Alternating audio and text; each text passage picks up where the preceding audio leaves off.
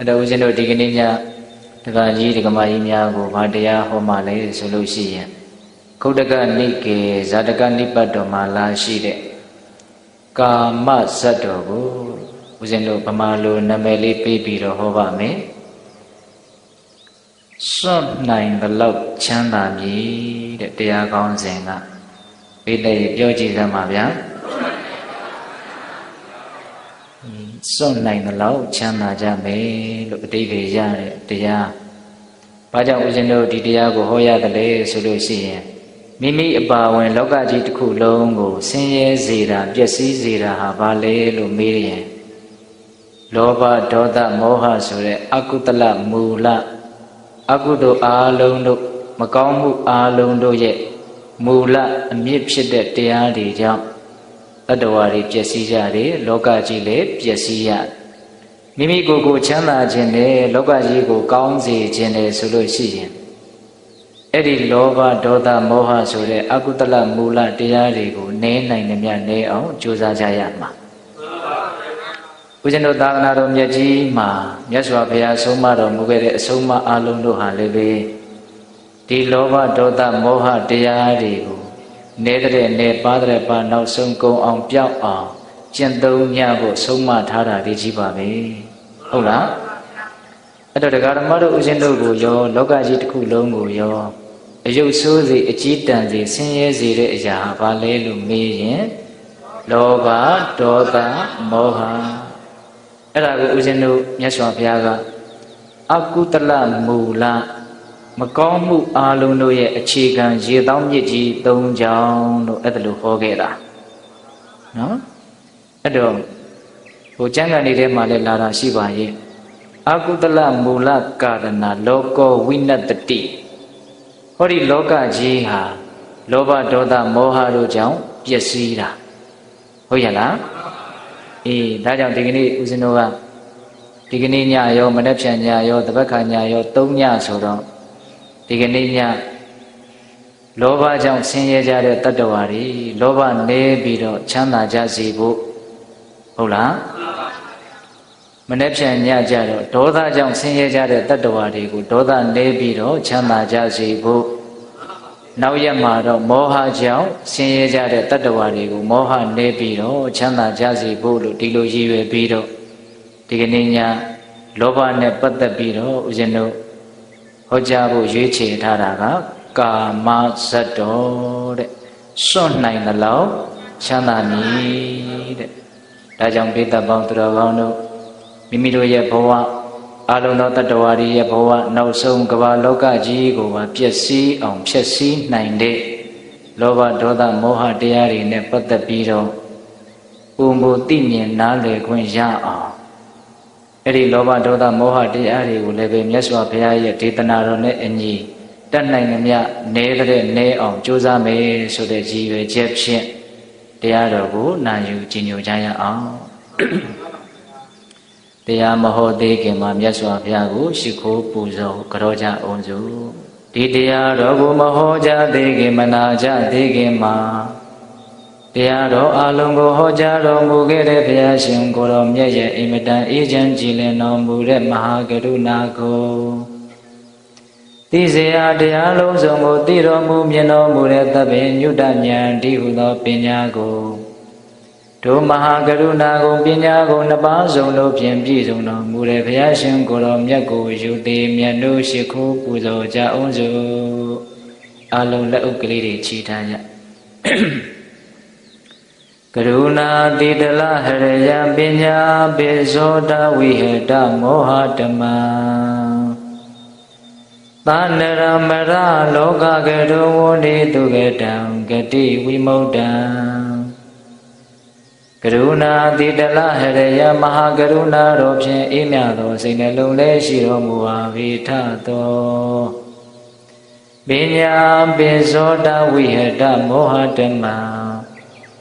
အရဟတမတိဟုသောအရာဝလင်းဖြင့်ဝိဇ္ဇာတိဟုသောမိုက်မောင်းကိုဖေခွာတော်မူပြီးထသောသန္နရမရလောကကရုလူနှင့်မြမတတ္တဝါနန္ဒတို့၏ ကြောက်ထီတန်တို့အလေးကလူပြုရာတဆူရီသောဆရာသခင်လည်းဖြစ်တော်မူပါဘိထသောဂတိဝိမု ക്ത ံဒေဝမနုဿာနိရယနှင့်ပေတာဒလိဆံလာရရှိငါတန်သောဂတိတို့မှလေသူသဖြင့်ကင်းလွတ်တော်မူဘိထသောသူကတံတတဝါတို့ဟာအကျိုးများကြောင့်ဟုတ်မှန်သောစကားကောင်းကိုသာမြတ်ဆိုတော်မူပါဘိထသောဗုဒ္ဓံသစ္စာလေးရတရားမြတ်ကိုလက်ပေါ်တင်ထားဗရမ ्या ကဲ့သို့ပြတ်သားထင်ထင်သိမြင်ပေတတ်ဘုရားရှင်ကိုယ်တော်မြတ်ကြီးကိုမေယံတရားဟောပုဂ္ဂိုလ်တရားနာပုဂ္ဂိုလ်ခေါ်ဆိုပညတ်ပရမတ်မမူယုံနံနှဖျားဖြစ်ကြပါသောဘုရားတပည့်တော်တို့သည်ဝဏိဝနာမှာကာယဝစီမနောချီ၍သုံးနေတော်ရပနာမဖြင့်ဒုက္ခယုတ်ကျိုးလက်ဆုံမောကရှိခိုးဥညွတ်ပါ၏မြတ်စွာဘုရား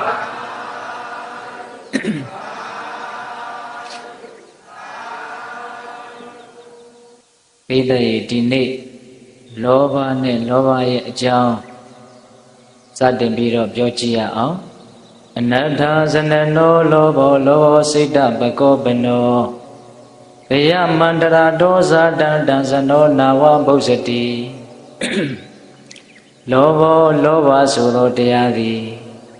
အနတ္ထဇနနောအကျိုးမဲ့ခြင်းကိုဖြစ်စေတတ်၏လောဘောလောဘဆိုသောတရားသည်စိတ်တပကောပနောဖြူစင်နေတဲ့စိတ်ဓာတ်ကိုပျက်စီးစေ၏အန္တရာတော်အတွင်း၌ဗယံဖြစ်ပေါ်၍နေသောဗယံဖြစ်ပေါ်၍နေသောဘေးကိုဇနောလူအပေါင်းတို့သည်နာဝဗုဇ္ဇတိမသိမြင်နိုင်ကြကြ။မြတ်စွာဘုရားဣတိယုပ္ပါဠိတော်မှာဟောခဲ့တယ်။လောဘဆိုတဲ့သဘောတရားဟာအကျိုးမဲ့တွေကိုဖြစ်စေတယ်။အနတ္ထဇနနောလောဘောလောဘောစိတ်တပကောပနောစိတ်တပကောပနောဖြူစင်တန်ရှင်းတဲ့စိတ်ကိုညှဉ်းနှွမ်းပြီးတော့ပျက်စီးစေတယ်တတ္တဝါပေါင်းတို့ရဲ့တန်တန်အတွင်းတန်တန်မှာဖြစ်ပေါ်နေတဲ့အဲ့ဒီဘေးကြီးကိုတာမန်လူသားတွေဟာမသိနိုင်မမြင်နိုင်ဘူးတဲ့မြတ်စွာဘုရားက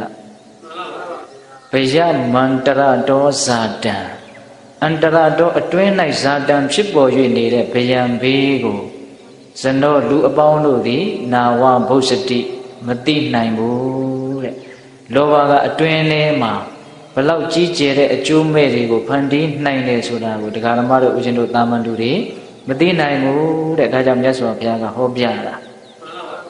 လောဘောအဋ္ဌနာဇာနာတိလောဘောဓမ္မနာပတ္တိအန္တဓမ္မန္တရာဟောတိယံလောဘောဟရတိနရံ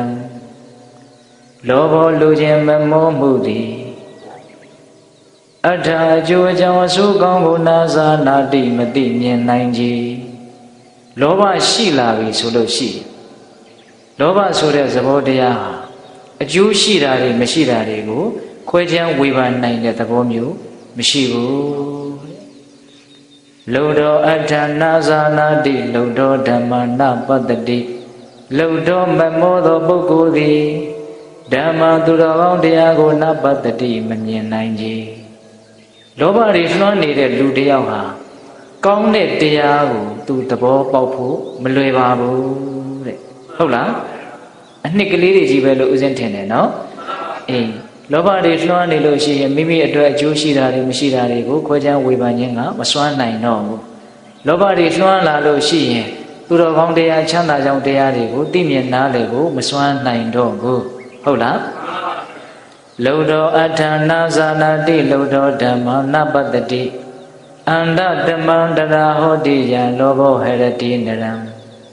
ယန္နရံကျင်တတ္တဝါကိုလောဘောလောဘသည်ဟရတိလွှမ်းမိုးဖြစ်စီ၏တရားထိုခါ၌အန္တဓမ္မအမိုက်အမောင်သည်ဟောတိဖြစ်လာတော့တယ်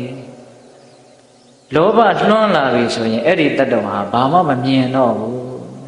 လူကျင်မှုတွေအားကြီးလာပြီဆိုရင်ဘာမှမမြင်တော့ဘူးဘာမှမမြင်တော့ဘူးဆိုတော့ရှောက်လန်းနေတဲ့တန်တရားခရီးမှလည်းပဲအစဉ်ပြေဖို့လွယ်ပါဦးမလားမလွယ်တော့ဘူးဒါဥစဉ်တို့ကလောဘရဲ့အကြောင်းကိုတတိထားတရားကောင်းလို့ဣတိယုပ္ပါဠိတော်ကနေယူပြီးတော့ပြောလိုက်တာဟုတ်လား မမောတဲ့ပုဂ္ဂိုလ်ဟာအကျိုးအကြောင်းဆိုကောင်းကိုနားမလည်ဘူးမမောနေတဲ့ပုဂ္ဂိုလ်ဟာသူတော်ကောင်းတရားကိုမသိနိုင်ဘူးအဲ့ဒီလောဘတွေလွှမ်းမိုးလာပြီဆိုရင်အဲ့ဒီပုဂ္ဂိုလ်ဟာမိုက်သွားပြီမှောင်သွားပြီလို့မြတ်စွာဘုရားကဒီလိုဟောတာနော်အဲ့ဒါဦးဇင်းတို့ကဒီကနေ့ကာမဇတ်တော်လေးကိုဟောဖို့ဒီစကားလေးကိုဏိဒန်းတွေ့လိုက်ပါတယ်ကာမဇတ်တော်ကိုမြတ်စွာဘုရားဘာကြောင့်ဟောတယ်လဲဆိုတော့ဦးဇင်းတို့ဘုရားရှင်ကိုယ်တော်မြတ်ကြီးစေတော်ကျောင်းတိုက်တော်မှာသတင်းသုံးတော်မူခြင်းခါကာလသာဝတိမြို့မှာတောင်ရလုတ်ပြီးတော့စားတော့တဲ့ပုံနာကြီးတယောက်ရှိတယ်အဲ့ဒီပုံနာကြီးကိုတနေ့သောခါကာလမြတ်စွာဘုရားကညံတော်ကွန်ရက်ထဲမှာထင်ရှားစွာပေါ်လာတဲ့အတွက်ကြောင့်ဒီပုံနာကြီးကျွတ်တန်းဝင်မယ်ဆိုတာကိုသိတဲ့အတွက်ကြောင့်အဲ့ဒီပုံနာကြီးလဲထွန်းနေတဲ့အချိန်မှာမြတ်စွာဘုရားကသွားပြီးတော့နှုတ်ဆက်တယ်ပုံနာကြီးဘာတွေလုပ်နေတာတော့မြင်ရဲနဲ့မေးတာဗျမြတ်စွာဘုရားရဲ့ကရုဏာတော်ကိုခံမှန်းလို့ရတယ်နော်မြင်ရဲနဲ့မေးတာတပည့်တော်ဒီနေရာမှာဂျုံလေးစိုက်မလို့ထွန်ရက်နေတာပါဗျာအဲ့ဒါနဲ့အဲ့ဒီဂျုံလေးပြိုးပြီဆိုတော့လေမြတ်စွာဘုရားကပုံနာကြီးဘာတွေလုပ်နေတော့သွားမေးတာနောက်အဲ့ဒီဂျုံမင်းလေးတွေကြီးလာပြီဆိုတော့လည်းပဲမကြမြတ်စွာဘုရားကသွားမေးတော့ပုံနာကြီးကထင်တယ်တဲ့ဩယဟန်ဂေါတမငါစီကတစုံတစ်ခုရခြင်းလို့လာရှာတာနဲ့တူတယ်ဒီဂျုံခင်းကြီးတီးလာပြီရိတ်သိမ်းလာပြီဆိုရင်ငါယဟန်ဂေါတမကိုထိုက်တဲ့လောက်တော့ပေးမှတော်မယ်လို့သူကစဉ်းစားတယ်တဲ့မြတ်စွာဘုရားကိုသူ့စီလာတာကိုရခြင်းလို့လာတယ်ထင်တာဥထုဇဉ်တွေဟာတော်တော်လည်းပဲရေရကောင်းတယ်ဘုရားကရခြင်းလို့လာတာလားပေးခြင်းလို့လာတာလား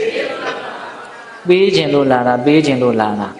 ဟုတ်လားတစ်ချိန်မှာသူတောကပရိဒေဝတွေအကြီးအကျယ်ဖြည့်ဆည်းတဲ့အခါမှာအဲ့ဒီတောကပရိဒေဝတွေကိုပျောက်ငြိမ်းစေတဲ့အဖိုးမဖြတ်နိုင်တဲ့သူတော်ကောင်းယရနာကိုသူ့ကိုပေးမလို့မြတ်စွာဘုရားကယဉ်လီအောင်အရင်မိတ်ဖွဲ့တာအဲ့ဒါလို့နဲ့ပုံနာကြီးကလည်းပဲနူးညံ့တဲ့စိတ်တော်ရှိပါတယ်ဒီဂျုံခင်းကြီးရိတ်သိမ်းရင်တော့ယဟန်ဂေါတမမှုပြုတဲ့တန်ဃာတော်တွေကိုငါပေးအောင်မယ်အဲ့ဒါလို့နဲ့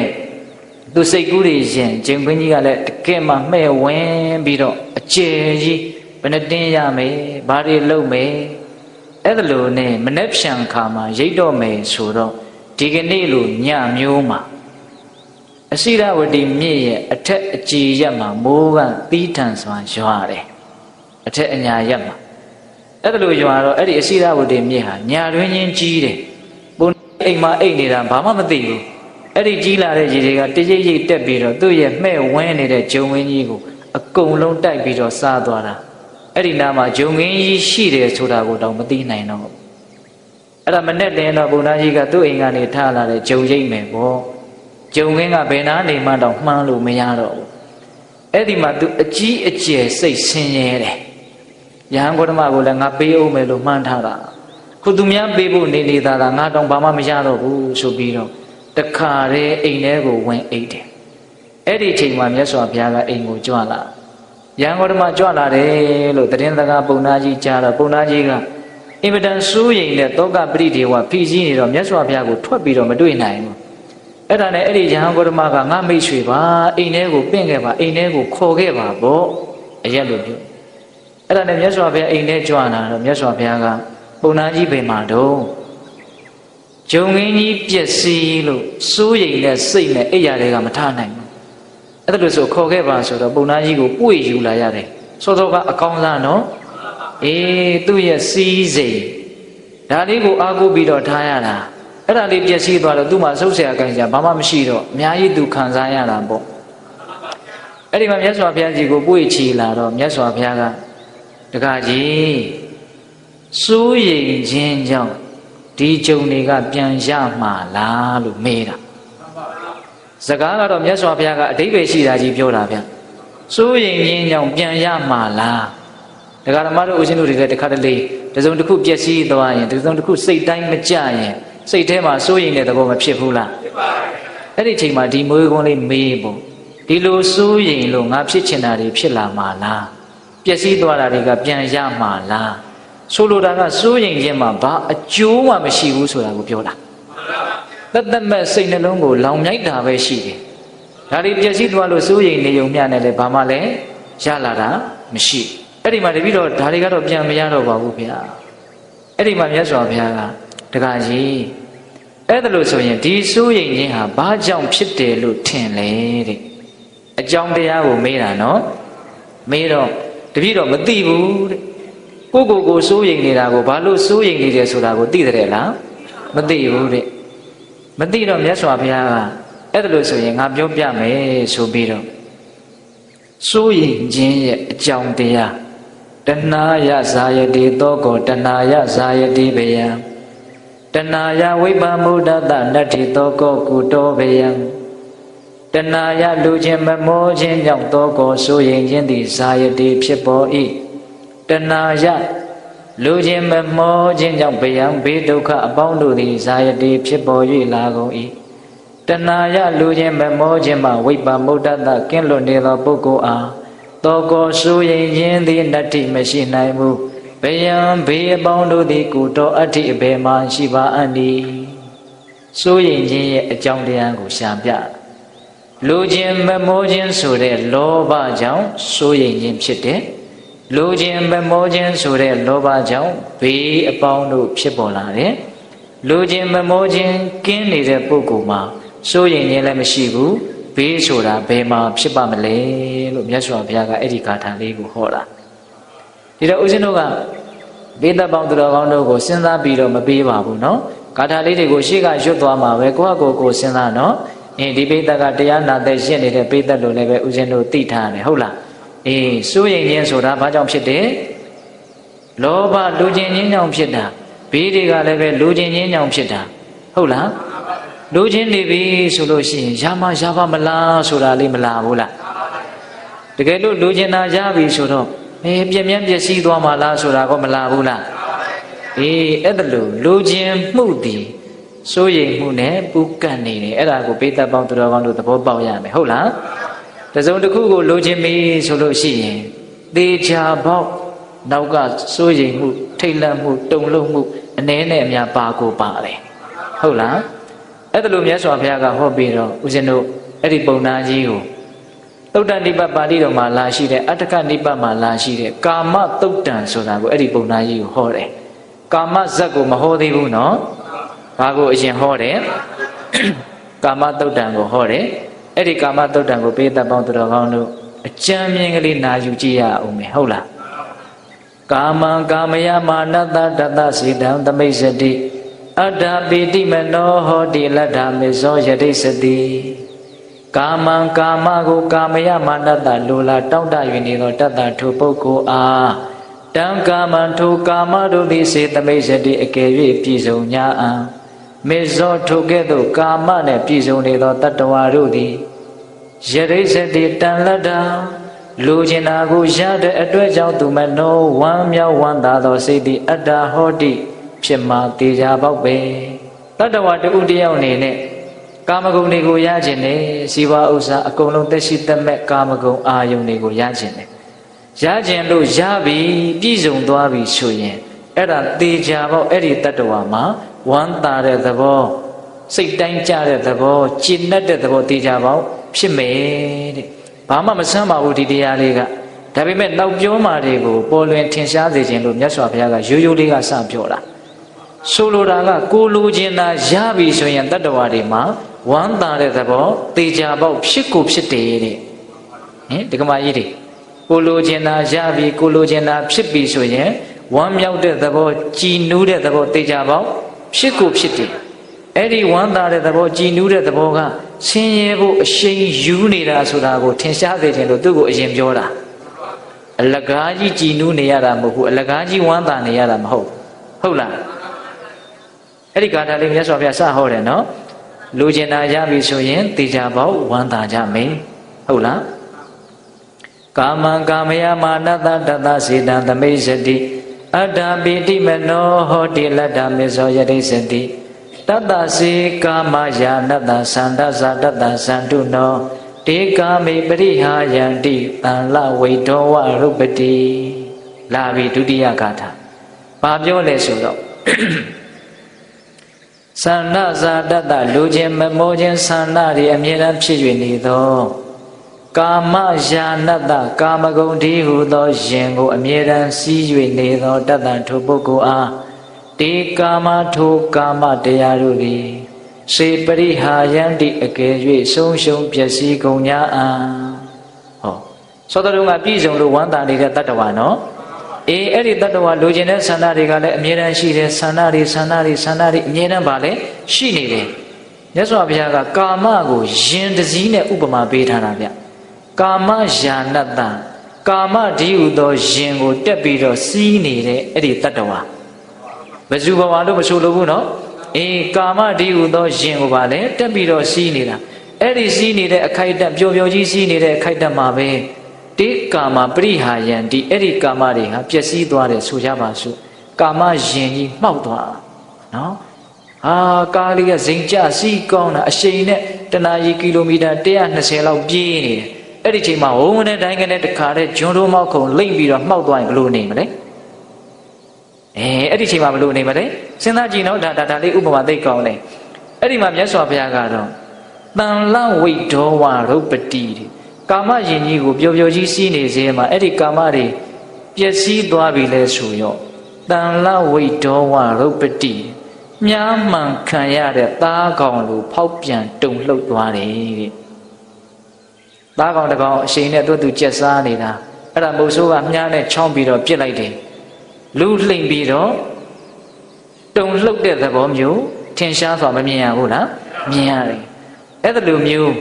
ကာမတွေကိုမမောလို့ရှာတယ်ပြည့်စုံတော့ဝမ်းသာရတယ်ပျက်စီးပြီလဲဆိုရောပြည့်စုံတော့ကဝမ်းသာရင်ဝမ်းသာထားတဲ့အတိုင်းအတာနဲ့အညီအဲ့ဒီချိန်မှာဘာဖြစ်မလဲတုံလှုပ်မယ်တုံလှုပ်တာမှရိုးမဟုတ်ဘူးမြားမှန်ခံရတဲ့သားကောင်လို့တဲ့ဒါကြောင့်မြတ်စွာဘုရားကယောဂာမိပတိဝိစေတိတပ္ပတိဝပဒံတိရောသောမံဝိတတိကံလောကေတတောတမတိဝတ္တတိအဲ့ဒါလိုကာမတွေဟာပြည့်စုံရင်ဝမ်းသာပျက်စီးရင်သေချာပေါက်တုံလှုပ်ဆင်းရဲစေတဲ့အတွက်ကြောင့်ဒီကာမတရားတွေကိုတတိဥစည်းပြီးတော့ရှောင်ရှားနိုင်အောင်ကြိုးစားရမယ်တဲ့ဘယ်လိုသဘောထားပြီးတော့ရှောင်ရမှာလဲဆိုတော့တပ္ပတမွေရဲ့တေရောတေရန်ဥကောင်းကိုပဓာပရိဏခြေတော့ဖြင့်ပရိဝိစေတိဤဝံရှောင်ရှားတကဲ့သို့အစိတ်ပြင်းတဲ့မွေဥကောင်းကိုခြေတော့နဲ့မနှင်းမိအောင်ရှောင်တယ်လို့မျိုးပဲတဲ့နော်ဟိုဒကာတော်မတို့ဉာဏ်ရှိမယ်ဆိုလို့ရှိရင်အချက်တွေးเสียအချက်လက်တွေအများကြီးရမယ်နော်ဟိုမပွေးကောင်းနေဘယ်နာလေးမှထိရဲเสียမရှိမွေရဲ့အစိတ်ပြင်းတဲ့မွေရဲ့ခေါင်းဟာလေအဲ့ဒီမွေရဲ့ခေါင်းကိုခြေထောက်နဲ့နင်းဖို့ဆိုတာမတွေးရဲเสียကိစ္စပေါ့ဟုတ်လားအေးဒီနေရာမှာမြတ်စွာဘုရားကကာမဟာပျက်စီးသွားတဲ့တနေ့မှာအကြီးအကျယ်ပူလောင်မှုကိုဖြစ်စေတတ်တဲ့အတွက်ကြောင့်မွေရဲ့ခေါင်းကိုရှောင်တယ်လို့မျိုးရှောင်တဲ့နေတဲ့အဲ့ဒါလိုမျိုးကာမကိုမွေရဲ့ခေါင်းလိုသဘောထားပြီးတော့တတိကြီးစွာနဲ့ရှောင်မယ်ဆိုလို့ရှိရင်အဲ့ဒီတတ္တဝါဟာဝိတတိကံအစိတ်တဖွဲပြန့်နှံ့ပြီးတော့နေတဲ့လူချင်းမမောချင်းဆိုတဲ့တဏှာကိုသမတိဝတ္တတိကြော်လွှားနိုင်လိမ့်မယ်တဲ့ပိဋကရဲ့သဘောမပေါက်เสียဘာမှရှိဘူးနော်အေးဒါကာမသုတ်တံကိုမြတ်စွာဘုရားဟောတဲ့အတိုင်းလေးဦးဇင်းတို့အစီအတန်းလေးပြောနေတာဟုတ်လားအဲ့ဒီမှာမြတ်စွာဘုရားဘာဆက်ဟောတော့ဆိုတော့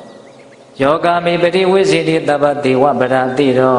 သောမံဝိတတိကံလောကေတတောတမတိဝတ္တတိခိတံဝိတုံဟိရိညာဝကဝတံဒါတပောရိတံထီယောဗန္ဓုပုထုကာမေယောနရောအနုခိစတိကာမတွေကိုမြတ်စွာဘုရားကအမြည်တက်ပြန်တယ်ခိတံနဲ့လေတဲ့ဝိထုံနဲ့ယာတဲ့လေတွေယာတွေရွှေတွေငွေတွေဟုတ်လားအသက်ရှိတဲ့တိရစ္ဆာန်တွေအခိုင်းအစေကျွန်တွေဆွေမျိုးတွေဟုတ်လားသားတွေသမီးတွေအကုန်လုံးတဲ့ပုထုကာမေများပြားလှစွာသောကာမအာယုမရှိဘူးလားရှိတယ်အဲ့ဒီကာမအာယုတွေကိုယောနရောအနုခိစတိအကျင့်တတ္တဝါဟာအများကြီးမမောနေတယ်ဆိုကြပါစို့တဲ့နော်ကာမဝိတ္ထုအစုစုကိုအများကြီးမမောနေတယ်ဆိုကြပါစို့တဲ့အဲ့ဒါလိုမမောရင်ဘာဖြစ်လဲဆိုတော့အပလာနံပလီယံတိမတ္တန္တေနံပရိတယံတတောနံဒုက္ခမနွေတိနာဝံဘိနမိဝောတကံဒီကထာလေးကိုဦးဇင်းကသိသဘောကျတာပဲတခါကြီးဥမာကြီးများလည်းသဘောကျမယ်ထင်ပါရဲ့နော်အပလာနံပလီယံတိမတ္တန္တေနံပရိတယံတတောနံဒုက္ခမနွေတိနာဝံဘိနမိဝောတကံပ ပုဂ္ဂိုလ်တဦးတယောက်ဟာကာမအာယုန်တွေကိုဆွဆွလန်းလန်းမက်မောနေပြီဆိုလို့ရှိရင်တဲ့ဘာဖြစ်လာလဲဆိုတော့အဗလာနံအာမရှိကုန်သောကိလေသာတရားတို့သည်နံထိုကဲ့သို့သောဆွဲလန်းမက်မောနေတဲ့တတ္တဝါကိုဗလီယံတိအားရှိတဲ့အရာတွေကဲ့သို့လွှမ်းမိုးပြီးစီနှိမ့်ဆက်လေတော့၏ဟောကာမတွေကိုဆွဲလန်းမက်မောနေတဲ့လူကိုကိလေသာတရားတွေကနှိမ့်ဆက်တယ်အဲ့ဒီနေရာမှာမြတ်စွာဘုရားကဘယ်လိုပြောလဲဆိုတော့အားမရှိတဲ့အရာတွေကအားရှိတဲ့ပုံစံဖန်ပြီးတော့ကိုယ့်ကိုနှိမ့်ဆက်တယ်တဲ့နော်ဆိုကြပါစို့အားမရှိတဲ့အရာတွေကကိုယ့်ကိုနှိမ့်ဆက်တယ်ဆိုတော့ကိုကအဲ့ဒီအားမရှိတဲ့အရာတွေလောက်တောင်အားမရှိလို့အဓိပ္ပာယ်မပေါက်ဘူးလားကိလေသာတရားတွေဟာတကယ်စင်စစ်တော့အားမရှိကြတဲ့တရားတွေပါတဲ့မြတ်စွာဘုရားကဒါပေမဲ့ကိုကအဲ့ဒီအားမရှိတဲ့ကိလေသာလောက်ကိုပဲကိုကအားမရှိလေတော့အဲ့ဒီအားမရှိတဲ့တရားကပဲကိုယ့်ကိုနှိမ့်ဆက်နိုင်တယ်တဲ့တကယ်လို့မြန်ကို့မှာတတ္တခွန်အားတတိခွန်အားဝရိယခွန်အားတမာတိပညာခွန်အားတွေအနှဲငယ်များလောက်ရှိမယ်ဆိုရင်တောင်အဲ့ဒီကိလေသာတရားတွေကကိုယ့်ကိုနှိမ့်ဆက်နိုင်မှာမဟုတ်အခုတော့အဲ့ဓာတွေကိုဆွဲလန်းမမောနေရတာနဲ့အဲ့ဒီသူတော်ကောင်းခွန်အားတွေလုံးဝမရှိရရောက်တဲ့အတွက်ကြောင့်အဲ့ဒီအချိန်လေးဆွဲလန်းမမောနေတဲ့အချိန်လေးမှာလေအားမရှိတဲ့ကိလေသာတွေကကိုယ့်ကိုအားရှိတဲ့အရာတွေကနှိမ့်ဆက်တယ်လို့မျိုးကိုယ့်ကိုဘာလို့မှလဲနှိမ့်ဆက်တယ်တဲ့ဧနံထိုကဲ့သို့သောမမောနေသောတတ္တဝါကိုပရိသေယအတွင်းအပယံသူတွေကမတ္တန်တိတိနင်းနှိမ့်ချေဖြတ်နှိမ့်ဆက်ကြလေကုန်၏ဟုတ်ကာမတွေကိုမမောမိပြီဆိုရင်အတွင်းအပမှာရှိတဲ့ယံတွေကအဲ့ဒီမမောတဲ့တတ္တဝါတွေကိုနှိမ့်ဆက်ဖြတ်စီးပစ်လိုက်တယ်တဲ့အတွင်းမှာလည်းပဲလောဘဒေါသတွေကလိုအပ်တာတဲ့ပူပြီးတော့လာတယ်ကာမတွေကိုမမောမိပြီဆိုရင်ရခြင်းစိတ်တွေကလည်းပြင်းထန်လာတယ်လောဘတွေကြီးလာတာပေါ့ဗျာရခြင်းစိတ်တွေပြင်းထန်လာတော့ရအောင်ကြိုးစားအထောက်မှုတွေအများကြီးရှိလာမယ်ကြိုးစားအထောက်မှုတွေများလာတော့မရတာတွေရတာတွေအဆင်ပြေတာတွေမပြေတာတွေအနှောင့်အယှက်တွေအဖြစ်စီးတွေအမျိုးမျိုးသောအခက်အခဲတွေကျုံလာတော့မကျေနပ်တဲ့ဒေါသတွေကလည်းများလာမယ်အတွင်းမှာရောရန်သူတွေများမလာဘူးလားများလာတယ်ကာမတွေကိုမမောပြီးတော့တအားရှာနေတဲ့ပုဂ္ဂိုလ်အတွက်အပြင်ဘက်မှာလည်းပဲရန်သူတွေများတယ်တဲ့ဘာဖြစ်လို့ဆိုကာမဆိုတာပုထုဇဉ်တ attva တွေကအကြိုက်တူတဲ့အတွက်ကြောင့်လူနေရတဲ့သဘောရှိလူနေရတယ်ဆိုတဲ့သဘောရှိတဲ့ကိုကစအကြံတူရင်ရန်သူကလည်းဓာရှာတာကိုကလည်းဓာရှာတာရှာတာချင်းတူနေတဲ့အခါကျတော့တခါတလေရန်ဖြစ်ရတဲ့သဘောအဲ့တော့ပြင်ဘက်ကရန်တွေလည်းတိုးလာတယ်အတွင်းမှာလည်းရန်တွေလည်းတိုးလာတယ်အဲ့ဒီအတွင်းရန်အပြင်တွေကညှက်ပူးညှက်ပိတ်ကိုအကြီးအကျယ်နှိပ်စက်ခြေဖြတ်ပြစ်လိုက်မယ်တဲ့ကာမကိုဆွဲလန်းမှုအာကြီးရင်ဟုတ်လားအဲ့ဒီမှာမြတ်စွာဘုရားဆက်ပြီးတော့ပေးတဲ့ဥပမာကပိုလို့တောင်ကောင်းတယ်အဲ့ဒါကဘာလို့ဆိုတော့အဗလာနံပလီယံတိမတ္တံဒေနံပရိသေယံတတောနံဒုက္ခမနွေတိနာဝံဘိဏမိဝတကံဘိဏံကွဲပြဲ၍နေသောနာဝံလှေသို့ကွဲနေတဲ့လှေကြီးရဲ့နောက်ကိုဥဒကံရေတို့သည်အနွေတေဣဝအစဉ်ယူပြီးတော့လိုက်နေတဲ့ကဲ့သို့နံထိုကဲ့သို့သောကာမကိုဆွဲလန်းနေတဲ့ပုဂ္ဂိုလ်ရဲ့နောက်ကိုဒုက္ခဆင်းရဲဒုက္ခအဝဝတို့သည်အနွေတိအစဉ်လိုက်၍နေကြကုန်မည်လှေခွဲကြီးနဲ့ခကြီးသွားနေတဲ့ပုဂ္ဂိုလ်တယောက်ကိုကြည်စမ်းမှလှေကြီးကအပေါက်ကြီးဆိုတော့အဲ့ဒီလှေတဲကိုသူသွားနေတဲ့တလျှောက်လုံးမှာရေတွေကဘာဖြစ်နေမလဲအမြဲတမ်းဝင်နေမယ်ဒါကိုသူကဒီတိုင်းလိလျူရှုထားမယ်ဆိုရင်ကြာရင်နှစ်မှာဆိုလို့ဒီရေကိုခက်ခက်ပြည့်ရတဲ့သဘောမရှိဘူးလားခက်ပြစ်ပေးမယ်လို့လဲလှေကအပေါက်ကြီးဆိုတော့ဆက်ပြီးတော့ဝင်းနေမှာပဲခက်ပြစ်ရတဲ့အလုပ်ကိုလှေအပေါက်ဖြစ်နေသမျှကာလပတ်လုံးနားရတဲ့သဘောရှိပါမလားမရှိဘူးနော်လှေကအပေါက်ကြီးဆိုတော့သွားနေတဲ့ရွေးသူကပါလဲအမြဲတမ်းဝင်းနေမှာပဲသူရက်တယ်လို့မရှိဘူးအဲ့လိုပဲကာမကိုဆွဲလန်းမမောကြတဲ့ကာမတ attva တွေအတွေ့ဒုက္ခတွေဟာအမြဲတမ်းကိုယ့်ရဲ့နောက်ကလိုက်နေတယ်လှေပေါက်နဲ့ရေနဲ့ဟာဘယ်တော့မှမကင်းနိုင်ဘူးနောက်တခါကြီးဒီမိုင်းများရေလမ်းကြောင်းခရီးသွားတဲ့ပုဂ္ဂိုလ်အတွက်လှေပေါက်နဲ့ရေနဲ့ဒီအမြဲတမ်းမကင်းနိုင်ဘူးအဲ့ဒါလိုပဲပုထုဇဉ်တ attva တွေကာမကိုမမောကြတဲ့ attva တွေဟာမမောရင်မမောသလောက်ဒုက္ခနဲ့မကင်းနိုင်ဘူးအဲ့ဒါအမြဲတမ်းဖြေရှင်းနေရမယ်ဒုက္ခတွေလူတိုင်းလည်းညီးကြပါတယ်နော်အဲ့ဒီဒုက္ခတွေကိုဒီနေ့တွေ့တဲ့ဒုက္ခဒီနေ့ရှင်းလိုက်တယ်နောက်နေ့အေးပြီလားမအေးဘူးနောက်နေ့ဒုက္ခကဆက်နေပြန်တာပဲဆက်ပြီးတော့ကြိုးနေတာဟုတ်လား အဲ့ဒီတော့ဘယ်တော့ကင်းတယ်ဆိုတာမရှိဘူးအဲ့ဒါကိုမြတ်စွာဘုရားကတတိတံဝေကရစေဖို့အတိညာဏ်ရှိစေဖို့ကာမကိုမမောပြီဆိုရင်တော့အားမရှိတဲ့ကိလေသာတွေကအားရှိတဲ့အရာတွေလို့ကိုယ့်ကိုနှိပ်စက်လိုက်မယ်ကာမကိုမမောပြီဆိုရင်တော့အတွင်းအပရန်သူတွေများပြီးတော့အဲ့ဒါတွေကကိုယ့်ကိုနှိပ်စက်လိုက်မယ်ကာမကိုဆွဲလန်းမိပြီဆိုရင်တော့လှေပေါက်ကြီးတဲ့ကိုရေတွေဟာအမြဲဝင်နေသလိုမျိုးဒကာဓမ္မတို့ဦးဇင်းတို့ရဲ့ဘဝသွားလေသမျှဒုက္ခတွေကအမြဲတမ်းရှိနေမယ်လို့မြတ်စွာဘုရားအဲ့လိုဟောတာနော်အာဝလာနပလီယန္တိမတ္တန္တိနံပရိတယံတတောတံဒုက္ခမနွေတိနာဝံဘိနမေဝတကံတတ္တမဇန္တုတရာတတောကာမနိပရိဝဇေတိပဟာယတရေဩဃနာဝံတိတဝဝပါရကောဒါဥစဉ်တို့ကာမတုတ်တန်ရဲ့နောက်ဆုံးကာထာပဲတတ္တမထိုကဲ့သို့ကာမကိုဆွဲလန်းနေသည်ရှိသောဒုက္ခတွေအမြဲတမ်းလိုက်နေသည်ဤအဖြစ်ကြောင့်တရားအခါခတ်သိမ့်တတော်တတိရှိသည်ဖြစ်၍ကာမနံကာမတို့ကိုပฏิဝိဇေယရှောင်နိုင်ရ၏တတ္တမဇန္တုတရာတတော်ကာမတိပฏิဝိဇေယတိပဟာယတရေဩဃနာဝံတိတဝဝပါရကုံဘယ်လိုရှောင်ရမှာလဲဆိုတော့ခုနတုန်းကလှေခွေးတွေကရေတွေကိုထုတ်ပြီးတော့လှေတွေကရေကိုထုတ်လိုက်ရင်လှေဟာပေါ်ပါသွားတဲ့သဘောမရှိဘူးလား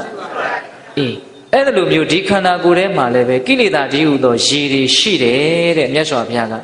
ဟုတ်လားသူကဥပမာလေးတွေနဲ့ညီရပြောတာဗျနော်နာဝံလှေကိုတိတ်တဝါရေကိုထုတ်ပြီးတော့ပါရကုဣဝတစ်ဖက်ကန်းကိုကုတကဲ့သို့လှေကြီးကရေတွေပြည့်နေရင်တစ်ဖက်ကန်းကုဖို့ဆိုတာမလွယ်ဘူးဟုတ်လားဟုတ်ဆိုလှေကရေပြည့်နေတယ်ဆိုရင်နစ်မှာပေါ့ဗျဟုတ်လားအဲ့ဒီရေကိုထုတ်ပြီးတော့မှပေါ်ပါတဲ့လှေနဲ့တစ်ဖက်ကန်းကိုဘာလို့ရမယ်ကူးရမယ်အဲ့ဒါလိုပဲဒီအတ္တဘောဓိဟူသောခန္ဓာဓိဟူသောလှေမှာလည်းပဲကိလေသာရေတွေဝင်နေတာရှိတယ်တဲ့အဲ့ဒီကိလေသာရေကိုထုတ်ပြီးတော့မှပေါ်ပါတဲ့ခန္ဓာကိုယ်နဲ့နိဗ္ဗာန်ဓိဟူသောတစ်ဖက်ကန်းကိုကူးမြောက်နိုင်အောင်ကြိုးစားရမယ်လို့နော်ဩဃဓိဟူသောရေအရင်တွေကိုပဲကူးမြောက်နိုင်အောင်ကြိုးစားရမယ်လို့ဟုတ်လားခန္ဓာကိုယ်ကြီးကလှေကြီးကိလေသာတွေကတော့လှေထဲမှာဝင်နေတဲ့ရေတွေတန်တရားကြီးကတော့ဩဃဓိဟူသောရေပြင်ကြီးပေါ့နော်အဲ့တော့တရားဓမ္မတို့ဦးဇင်းတို့ခန္ဓာလှေနဲ့တန်တရားဓိဟူသောဩဃရေပြင်ဉာဏ်ကိုဖြတ်ကြတဲ့နေရာမှာကိလေသာဓိဟူသောရေကိုထုတ်ပြီးတော့ပေါ်ပါသောခန္ဓာလှေနဲ့တစ်ဖက်ကန်းဓိဟူသောနိဗ္ဗာန်ကိုကူးမြောက်နိုင်ရမယ်လို့မြတ်စွာဘုရားကအဲ့ဒါလို့ကာမတုတ်တံကိုဏိကုံးချုပ်တယ်အဲ့ဒီကာမတုတ်တံကိုမြတ်စွာဘုရားအဲ့ဒါလို့လဲဟောလိုက်ရောအဲ့ဒီပုံနာကြီးဟာသူ့ရဲ့ဇနီးပါသောတပတ္တိမဉ္ဇဉ်ဖူဉ္ဇဉ်ကိုရတယ်နော်တခါယူမိုင်းများအေး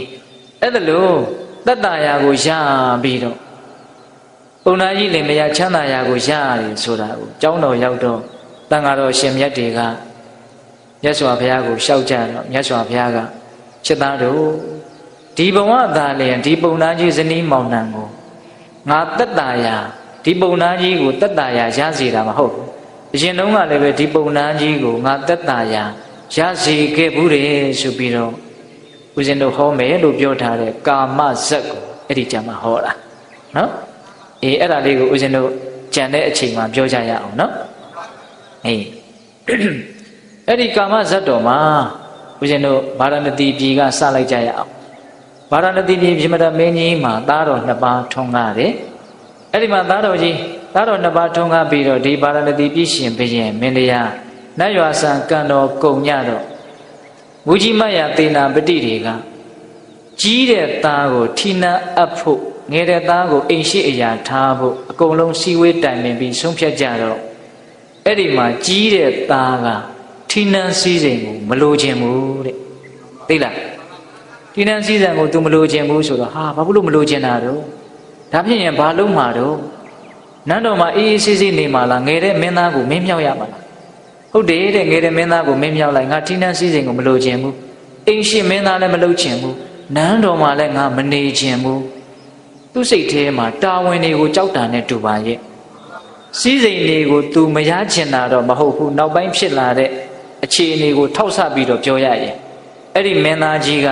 စည်းစိမ်တွေကိုမရချင်တာတော့မဟုတ်ဘူး तू တာဝန်တွေကိုကြောက်တဲ့သဘောရှိတယ်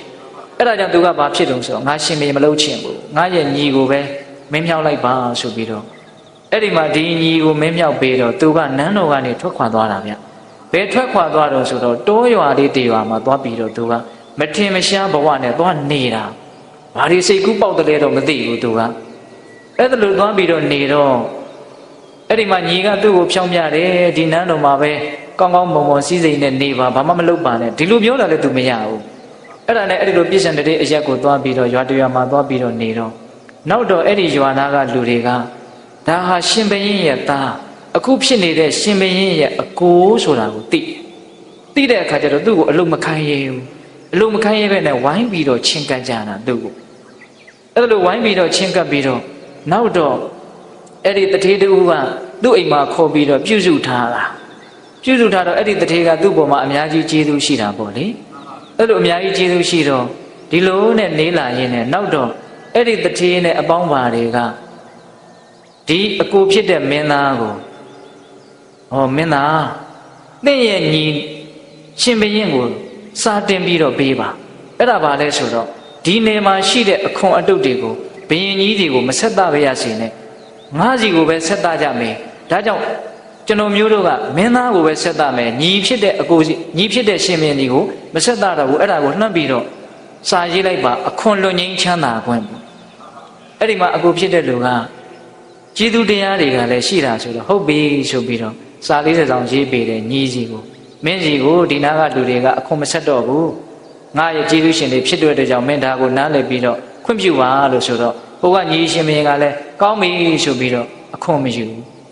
အဲ့ဒီမှာဒဇနဲ့အဲ့ဒီနာနေပင်နာကလူတွေကထွက်တဲ့အခွန်တွေမှန်သမျှကိုဒီအကိုကြီးဖြစ်တဲ့မင်းသားကိုပဲလာပြီးတော့ဆက်တာကြတာအဲ့ဒါလိုနဲ့သူကတဖြည်းဖြည်းနဲ့စီးစိမ်ကြီးလာတယ်တဖြည်းဖြည်းနဲ့အချမ်းရံတွေလည်းများလာတယ်အဲ့ဒီကြတော့မှသူကရင်မှုตายရတော့တာစောတော်တုန်းကတော့သူရှင်မရင်မလုပ်ချင်ဘူးဒါပေမဲ့အခုစီးစိမ်တွေကတဖြည်းဖြည်းနဲ့များလာပြီဆိုတော့သူကောင်းမှန်းသိသွားတဲ့သဘောပေါ့နော်အေးစောတော်တုန်းကလည်းပဲသူဘလို့စိတ်ပေါက်တယ်တော့ဦးဇင်းတို့ခံမရခက်တယ်အဲ့ဒါနဲ့နောက်တော့အဲ့ဒီဇနပုတ်နာကမြို့တွေရွာတွေကနီးစက်ရသူ့နာကြီးရောက်လာတော့အင်အားတွေလည်းကြီးလာတော့သူ့ညီရဲ့ထီနန်းစည်းစိမ်ကိုကသူရချင်တယ်ရချင်တော့သူ့မှာရှိတဲ့စစ်တပ်တွေဘာတွေသူဖွဲ့ပြီးတော့ပေါ့လေညီကိုတခါတည်းစစ်ဖဲထိုးမလားဒါမှမဟုတ်ထီနန်းစည်းစိမ်မပေးမလားအဲ့ဒါလို့အတိအလင်းကိုပဲစစ်ကြည်ညာတာအဲ့ဒီမှာညီဖြစ်တဲ့လူကမိုက်လိုက်တဲ့လူ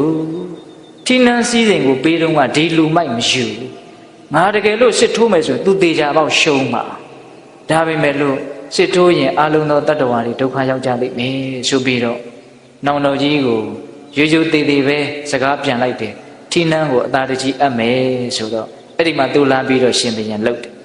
အဲ့ဒီမှာညီကအဲ့ဒီမှာအင်ရှင်မင်းအရာနဲ့နေတာအဲ့ဒီမှာသူ့ရဲ့လောဘတွေကအစားတော့ထီနန်းကိုသူမရချင်ဘူးနော်အေးနောက်ထီနန်းစည်းစိမ်ကိုလည်းရပြီဆိုတော့လောဘတွေကအဲ့ဒါမှတဖြည်းဖြည်းနဲ့ကြီးပြီးတော့လာလိုက်တာဘလောက်ထိသူကစဉ်းစားလဲဆိုတော့အနီးနားမှာရှိတဲ့3ပြည်တောင်ကိုတောင်တိုက်ခိုက်သိမ်းပိုက်ပြီးတော့သူစစ်ပြုဖို့အထိကြံစည်လာတယ်ဟောသူ့ရဲ့လောဘတွေကနော်အဲ့ဒါလိုလောဘတွေအတော်မတတ်တခါတည်းကြံစည်လာတာဘယ်သူသိလဲဆိုတော့တရားမင်းသိတယ်နော်အဲ့ဒီမှာတရားမင်းကအင်မတန်လောဘကြီးတဲ့တတ္တဝါပဲဒီလောဘကြီးတဲ့တတ္တဝါကိုအမိပြုတ်ပြီးတော့တခြားသောတတ္တဝါတွေဆင်းရဲတော့မှာပဲလို့တရားကအဲ့ဒါလိုနားလည်ပြီးတော့ဒီလောဘကြီးလာတဲ့တတ္တဝါကိုငါဆင်းပြီးတော့ပညာပြမှာဖြစ်မယ်ဆိုပြီးတော့တရားမင်းကလူလင်ပြိုလေးဟန်ဆောင်ပြီးတော့နန်းတော်ကိုရောက်လာနော်ရောက်လာပြီးတော့မင်းတရားအင်မတန်အရေးကြီးတဲ့စကားကိုလျှောက်ထားတဲ့အရာရှိတယ်ဒါကြောင့်စိတ်ငြိမ်ရာကိုလိုချင်တယ်လူရှိသူရှိမှပြောလို့မဖြစ်ဘူးအဲ့ဒီမှာမင်းကြီးကလောဘကြီးတယ်လို့ဆိုတော့ဒါအခွင့်အရေးနဲ့တူတယ်ဟုတ်လားအဲ့ဒါနဲ့ကိုင်းရစိမယ်ဆိုပြီးတော့ပြတ်သက်အပေါ်ဆုံးပြတ်သက်အထက်ကိုတက်ပြီးတော့နှစ်ယောက်သားတူတူတိတ်တိတ်ဘေးမှာဘာအဆောက်အအမရှိဘူးကိုင်းပြောကွာမင်းငါ့ကိုဘာပြောချင်တာမင်းနေရာသိအရေးကြီးတယ်ဟောဒီနာက3ပြည်တော့လွယ်ကူကူတိုက်ခိုက်လို့ရမယ်နီလန်းနေကျွန်တော်မျိုးသိထားတယ်ဘယ်နာကနေဘလို့ဝင်မယ်ဘလို့တိုက်မယ်လွယ်ကူကူကိုရမယ်ဒီ3ပြည်တော့အဲ့ဒါအရှင်မင်းနေရယူမှာလားမင်းမနီလန်းရှိလားအသိရှိတာပေါ့3ပြည်တောင်ကိုလွယ်ကူကူရမှာကိုအေးအဲ့လိုရမှာဆိုတော့တရားမင်းကသူ့ရဲ့တကိုးနဲ့မင်းကြီးကိုဘလို့ သူကတကိုးနဲ့လှည့်စားထားတယ်ဆိုတော့လူလင်လေးမင်းဘယ်ကလဲလို့မမေးဖြစ်အောင်ဟုတ်လားမင်းဘယ်ကလဲလို့မမေးမင်းနာမည်ဘယ်သူလဲမင်းဘယ်သူလဲဘယ်ကလဲဘာမှမမေးဖြစ်အောင်လှုပ်ထားတော့မင်းကြီးကဘာမှမမေးဘူးမမေးဘဲနဲ့ဟုတ်ပြီဝမ်းသာအားရတခါတည်းပြတ်သက်ပေါ်ကနေဆင်းပြီးတော့ညီလာကတခါတည်းခေါ်တယ်အဲ့ဒီမှာမူကြီးမယာသေနာပတိတွေအစုံနဲ့ကိုင်းအားလုံးတို့အတွက်အခွင့်အရေးရောက်လာပြီသုံးပြည်တော်ကိုလွယ်လွယ်ကူကူရမှာဒါကြောင့်အခုပဲစစ်ပြင်ခိုင်းဟုတ်လားအဲ့မှာစစ်တဲ့ကြီးလည်းအကုန်လုံးပြင်ပြီးပြီပြင်ပြီးပြီဆိုမှမင်းတွေကဘဲကိုခြီတက်ရမှာလဲဘဲကိုခြီတက်ရမှာလဲဆိုတော့ဟာနေကြအောင်ဟာခုနကတော့ငါ့ကိုလမ်းပြီးတော့ရှောက်ထားတဲ့လူလင်လေးတယောက်ရှိတယ်အဲ့ဒီလူလင်လေးကသူအကုန်လုံးလမ်းတွေကိုသိတယ်လို့ပြောတယ်ကဲသူ့ကိုရှာကြဆိုတော့ရှာတော့မတွေ့တော့ဘူးအဲ့ဒီမှာသူရှက်လဲရှက်တယ်ငါဆိုးတာငါညံ့တာလောဘအကြည့်ပြီးတော့မင်းဘယ်ကလဲလို့မမေးလိုက်ဘူးမင်းဘယ်သူလဲလို့မမေးလိုက်ဘူးတကယ်လို့အဲ့ဒါလေးကိုငါမေးလိုက်လို့ရှိရင်ဒီသုံးပြည်တော်ကိုငါလွယ်လွယ်လေးရမှာအဲ့ဒီမှာသူစမ်းပြီးတော့ပူတယ်နော်ထီပေါက်ပြီးတော့မှထီလက်မှတ်ပြောက်တဲ့ကိန်းများလာတော့မသိဘူးဟင်တခါကြီးဒီမိုင်များကိုချင်းစားတဲ့အောင်အဲ့လိုလေးစားကြည့်ဗျာဟုတ်လားဟင်သိန်းတစ်ထောင်တန်းစုကြီးပေါက်တယ်လက်မှတ်ကားရှာလို့မတွေ့ဘူးအဲ့ဒီချိန်မှာယူကျင်လဲယူသွားနိုင်တယ်နော်တခါကြီးဒီမိုင်များကိုချင်းစားကြည့်ဘယင်ကြီးကိုကြီးအပြစ်တင်မနေနဲ့ဟုတ်လားအဲ့ဒီမှာဘယင်ကြီးကစစ်တပ်ကြီးကလည်းပြင်ပြီးပြီလမ်းညွှန်မဲ့လူကလည်းမရှိအဲ့ဒီမှာစပြီးတော့သူရှက်လဲရှက်တယ်လူကျင်သားတွေကလည်းအလိုကလည်းမပြည့်အဲ့ဒီမှာအကုန်လုံးသူ့နေရာသူရောက်ပြီဆိုတော့သူအဲ့ဒီကစပြီးတော့သူ့မှာတကိုယ်လုံးပူတယ်တဖြည်းဖြည်းနဲ့တွေးလိုက်တိုင်းပူတယ်ပူတော့ခန္ဓာကိုယ်က6တယ်နော်6လာပြီးတော့ပူတဲ့အတွက်ကြောင့်နှလုံးသွေးယိုတယ်တဲ့အဲ့ဒီယိုကျလာတဲ့နှလုံးသွေးကအောက်ကနေထွက်တယ်အဲ့ဒီမှာသူသွေးဝမ်းစပြီးတော့သွားတာပဲအဲ့ဒါသမားတော်တွေနဲ့ကုတယ်ရုပ်ကြောင့်ဖြစ်တဲ့ယောဂမဟုတ်တဲ့အတွက်ကြောင့်ဆေးကုလို့မရဘူးသူကတွေးမိတဲ့တနှုတ်နှုတ်ငါညံ့တာမင်းဘယ်ကလဲမင်းဘယ်သူလဲငါဒီနှခွန်းလောက်မေးလိုက်ရင်ကိုဒီသုံးပြည်တော်ရရမှာဒီစကားလေးမမေးလိုက်မိတာငါညံ့တာအခုတော့ဘယ်လိုလုပ်ရမှာလဲဒါကို तू တွေးမိတိုင်းမချစ်တင်ခဲ့ तू ခံစားရတယ်ခံစားလိုက်တိုင်းယောဂကတိုးတယ်ဟုတ်လားအဲ့ဒါမှသမားတော်ကြီးတွေနန်းတွင်သမားတော်ကြီးတွေကုတယ်ဘယ်လိုကုလို့မှမပြောက်ဘူးအဲ့ဒါနဲ့နောက်ဆုံးတိုင်းပြည်မှာရှိသမျှသမားတော်တွေကုတယ်ဘယ်လိုကုလို့မှမတတ်တာဘူးအဲ့ဒါလို့နဲ့ယောဂတွေခံစားပြီးတော့တပိန်ပိန်တလိန်လိန်နဲ့မင်းတရားကြီးရဲ့ယောဂကတတိုင်းပြည်မှာကြော်ကြမ်းသေလည်းမသေဘူးဟုတ်လားအေးအဲ့ဒီအချိန်မှာဦးဇင်းတို့ဘုရားလောင်းကတက္ကသိုလ်ပြည်ကနေပညာသင်ပြီးတော့ပြန်လာတဲ့လူလင်ကလေးအေးတို့ရဲ့ဘုရင်မင်းတရားဒီလိုယောဂတွေခံစားရတယ်ဆိုသူသိတဲ့အခါကျတော့နန်းတော်ကိုဝင်နေရှိကုမယ်တတော်ဥတင်လိုက်ကြအဲ့ဒီမှာဘုကြီးမယာသေနာပတိတွေကတတော်ဥတင်တော့ဘုရင်ကြီးကဟေးသမားတော်ကဘလောက်ကြီးပြီ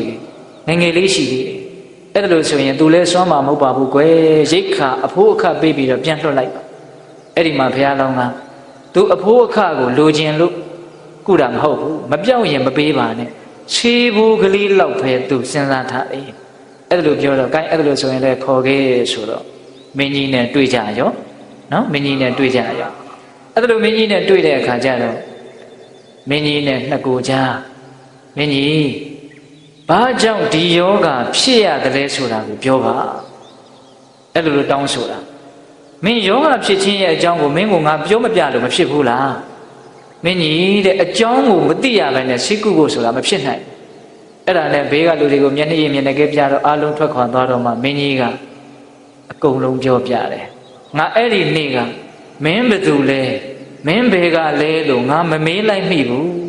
ဒါလေးပဲသူပြန်ပြောတာသိလားအေးအဲ့ဒါကြောင့်မို့လို့ငါလူချင်းတဲ့စိတ်တွေနဲ့မချစ်တင်ခင်ကအဲ့ဒီတည်းကစငါရဲ့ကျမကြီးဟောက်ပြန်သွားတယ်လို့ပြောလိုက်တော့အဲ့ဒီမှာဘုရားလောင်းကစပြီးတော့မင်းကြီးကိုဟောတယ်မင်းကြီးတဲ့ဒီလိုစိုးရိမ်နေလို့ဘောသုံးပြည်တော်ကြီးကရလာမှာလားတဲ့စောတော်တုန်းကမြတ်စွာဘုရားမေးတယ်လို့ပဲနော်ပုံနာကြီးစိုးရိမ်နေုံမျှနဲ့ဂျုံတွေကရလာမှာလားလို့မေးတာတခါတလေဓမ္မတို့ဦးဇင်းတို့ရဲ့ဉာဏ်ကတုံလွန်းနေဗျတစုံတစ်ခုစိုးရိမ်လာပြီဆိုရင်စိုးရိမ်လို့အကြောင်းထူးမဲ့ထင်တာစိုးရိမ်လို့ဘာအကြောင်းမှမထူးဘူးထူးရင်မကောင်းသဖြင့်ပဲထူးမယ်နော်ယောဂတွေရသောအဖြစ်ထူးလိမ့်မယ်နော်အသက်တူသောအဖြစ်ထူးလိမ့်မယ်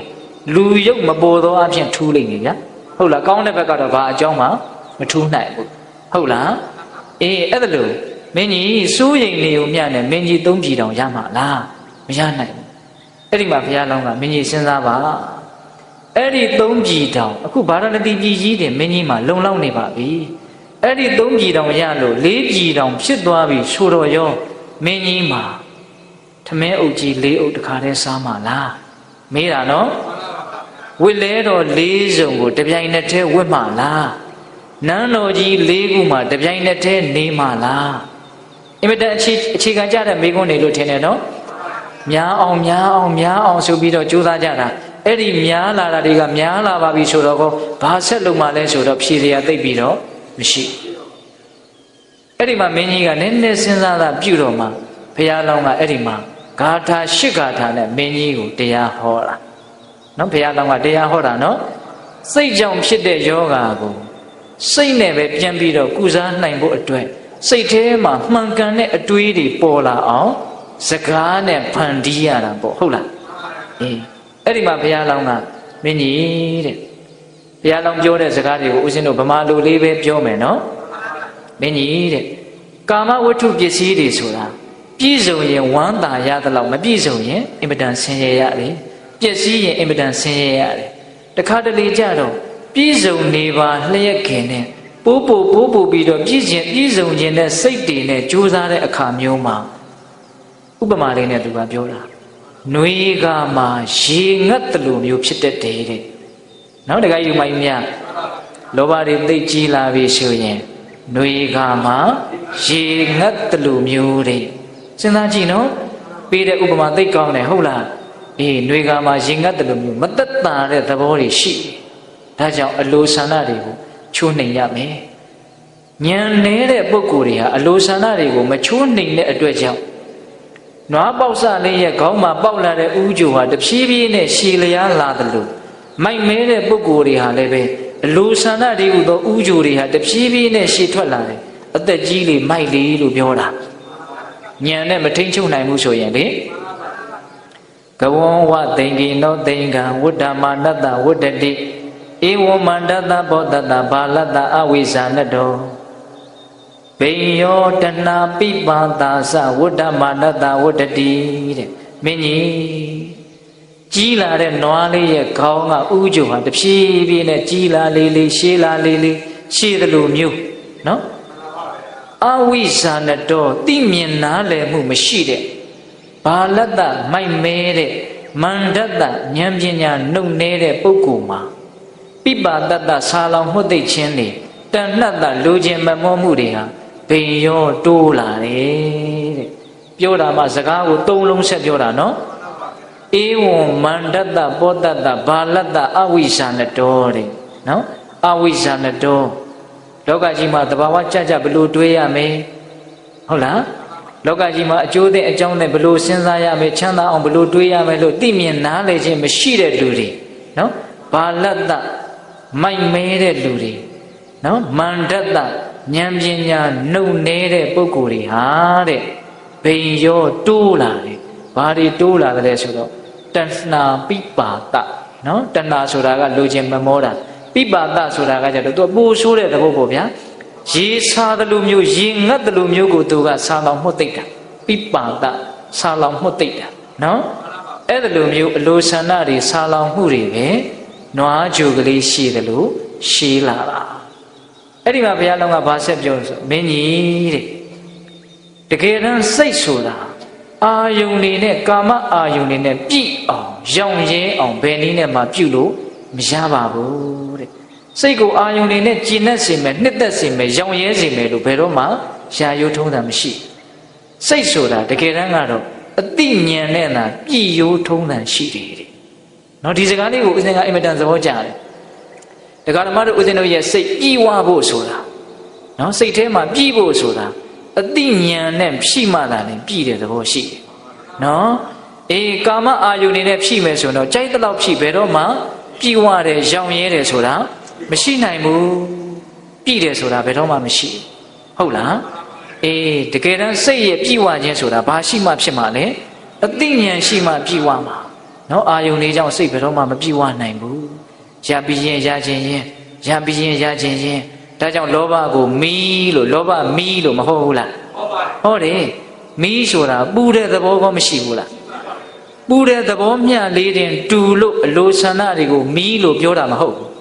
နောက်ထပ်မီးရဲ့သဘောတဘာဝတစ်ခုရှိသေးတယ်အဲ့ဒါကဘာလဲဆိုတော့လောင်စာရှိသလောက်ဆက်ပြီးတော့လောင်မယ်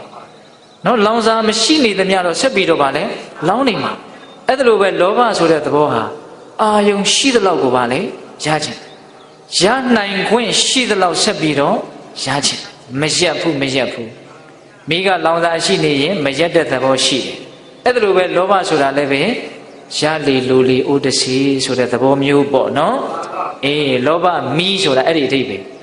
လူဆန္ဒတွေဖြစ်ပေါ်လာရင်ပူလောင်တဲ့သဘောလည်းရှိတယ်